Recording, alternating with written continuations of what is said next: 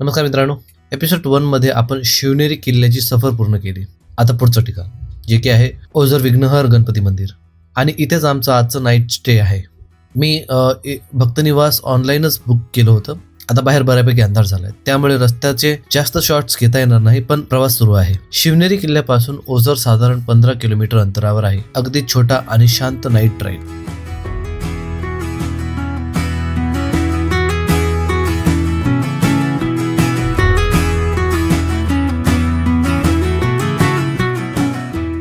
आणि अशा प्रकारे आपण ओझरला पोहोचलो.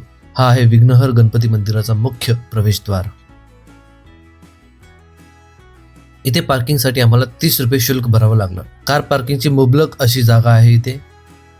गाडी पार्किंग मध्ये नीट लावली आणि आता रूमकडे जात आहोत. ऑनलाईन बुकिंग केल्यामुळे आम्हाला इथे रूम ची चावी भेटण्यात जास्त काही आपल्याला वेळ लागलेला नाहीये. हा आहे आमच्या रूमच्या बाल्कनीतून दिसणारा रात्रीचा शांत नजारा. पण खरं सांगू, रूम बद्दल प्रामाणिक सांगायचं तर भक्त निवास एक अजिबात चांगला नाही. मी कुणालाही इथे रूम बुक करण्याची शिफारस करणार नाही.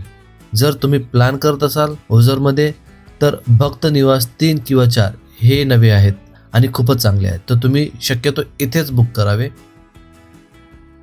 तर आम्ही निघालोय सध्या मंदिराकडे. मंदिराच्या आत कॅमेऱ्याने शूटिंगला परवानगी नाही, त्यामुळे मी फक्त मंदिराचा प्रवेशद्वार दाखवू शकलो. पण रात्रीच्या वेळची मंदिराची ही बाहेरची लाइटिंग खरंच अप्रतिम दिसत होती. शांत आणि सुंदर वातावरण.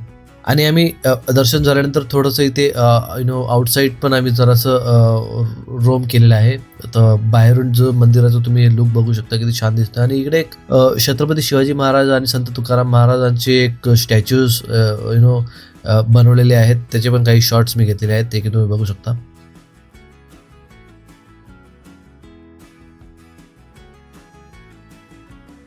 सो मित्रांनो, सकाळी उठल्यानंतर बाल्कनीतून दिसणारा हा सुंदर नजारा, दिवसाची उत्तम सुरुवात. आणि हा आहे सकाळचा एक छोटासा कुकडी नदीचा शॉट, खूप शांत आणि मनाला सुखावणारा. आता ओझर सोडून आपण पुढच्या ठिकाणी लेण्याद्री गणपतीकडे निघालो आहोत. अष्टविनायकांमधलं हे एकमेव मंदिर आहे जे गुहेत आहे. सकाळचा ड्राईव्ह खूपच सुंदर होता. रस्त्याच्या दोन्ही बाजूला पसरलेली उसाची शेते आणि थंडगार हवा.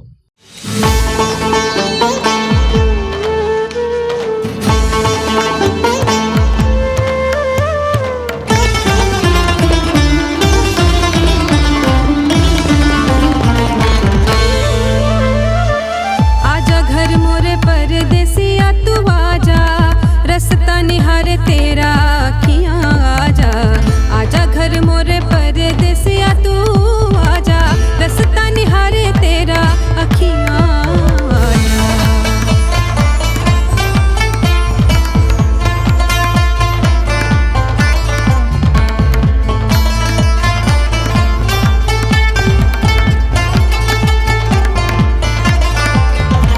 छाई बदरिया सुना मोरा अंगना, मिलने को तरसे पिया मोरा जियरा. छाई बदरिया सुना मोरा अंगना, मिलने को तरसे पिया मोरा जियरा. रस्त्यात आम्हाला एक अनोखा पक्षी दिसला, पण या पक्षीबद्दल मला जास्त इन्फॉर्मेशन नाहीये. जर तुम्हाला या पक्षीबद्दल काही इन्फॉर्मेशन असेल, काही माहिती असेल तुमच्याजवळ, तर प्लीज कमेंटद्वारे सांगा. लागे बरस समान, पलचिन दिन लागे बरस समान, जियरा न लागे तुझ बिन सब सोना. आजा घर मोरे परदेसिया तू आजा, तू घर आजा, आजा मोरे तू घर आजा,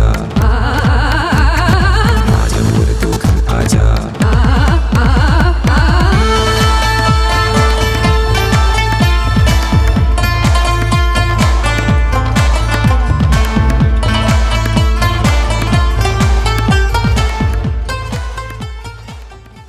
ही आहे लेण्याद्री भक्त निवासाची झलक. इथे बरेच भाविक थांबतात आणि हे पण नवीन कन्स्ट्रक्शन दिसत आहे. तोरे बिन जीना पिया जैसे बिन पानी, पवन सुनाए हमरी कहानी. तोरे बिन जीना पिया जैसे बिन पानी, पलचिन दिन लागे. गाडी पार्किंग मध्ये लावली आणि आता खरी मजा म्हणजे चढाई सुरू. लेण्याद्री गाठण्यासाठी साधारण 338 पायऱ्या चढाव्या लागतात.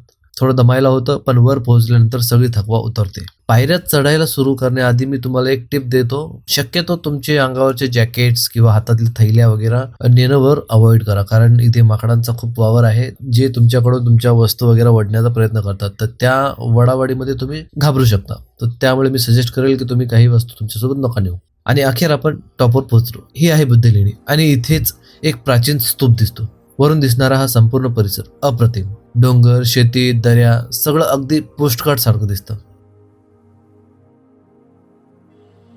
हा आहे तो प्राचीन बौद्ध स्तूप. शेकडो वर्षांचा इतिहास इथे आजही जिवंत आहे. लेण्याद्रीची खासियत म्हणजे हे संपूर्ण मंदिर बौद्ध गुहांमध्ये कोरलेले आहेत.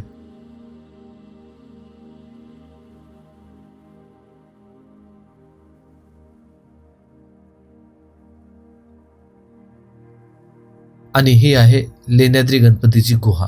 संपूर्ण मंदिर एकाच दगडात कोरलेले आहे. हे गिरिजात्मज गणपती म्हणून ओळखले जातं, देवी पार्वतीचा पुत्र. या गुहा साधारण इसवी सन 1 ते 3 शतकातल्या आहेत आणि सुरुवातीला बौद्ध भिक्षूंच्या निवासासाठी वापरल्या जायच्या.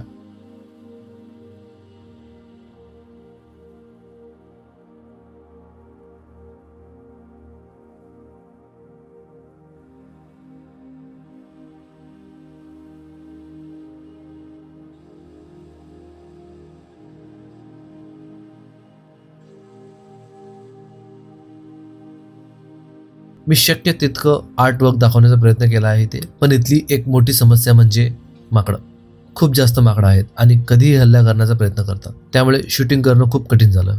माकडांमुळे काही लेण्या शूट करता आल्या नाही, पण काय करणार, सुरक्षितता महत्वाची.